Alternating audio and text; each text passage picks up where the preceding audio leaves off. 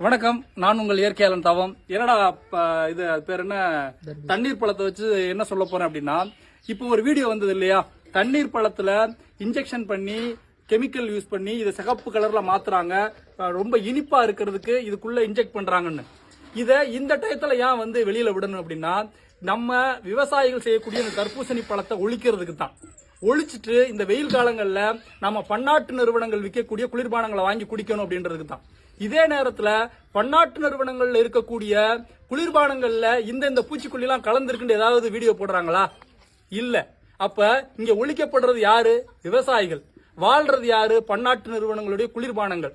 அதனால இந்த வெயில் காலம் ஆரம்பிச்ச உடனே இந்த பழத்துல அது இருக்கு, இந்த பழத்துல இது இருக்கு அப்படின்னு நம்மள்ட்ட பரப்பி இந்த வெயில் காலத்துல விவசாயிகள் உற்பத்தி பண்ணக்கூடிய தர்பூசணி மட்டும் கிடையாது, வெள்ளரிக்கால இருந்து எல்லா பழங்களுமே நம்ம சாப்பிடக்கூடாதுன்ற ஒரு கட்டமைப்பை இந்த உலகம் உருவாக்கிக்கிட்டு இருக்கு. அதை நம்ம உடைக்கணும். நீங்கெல்லாம் நான் சொல்றேன், இயற்கையாலனா தர்பூசணி வாங்கி சாப்பிடுங்க, கடை ஓரங்கள்ல இருக்கிறது. உங்களுக்கு ஒருவேளை பயமா இருக்கு அந்த வீடியோல பார்த்தோம் அப்படின்னா ஒரு சிம்பிள் ஸ்டெப் சொல்லி தரேன். இந்த மாதிரி வெள்ளை துணியை எடுத்துக்கங்க, இதுல தேய்ங்க. தேய்ச்ச உடனே இந்த மாதிரி சிகப்பு கலர்ல ஆயிடும். ஆகுதா? அப்படியே வாங்க. இது என்ன பண்ணணும்னா தண்ணியில அலசணும். தண்ணியில அலசிட்டீங்கன்னா இது உண்மையான சிவப்பு அப்படின்னா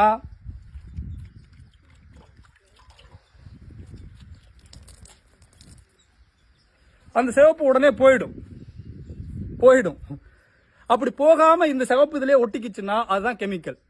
அதனால பழங்களை சாப்பிடுங்க. நான் இதை பன்னாட்டு நிறுவனங்களுடைய குளிர்பானத்திற்கு எதிராக போடல.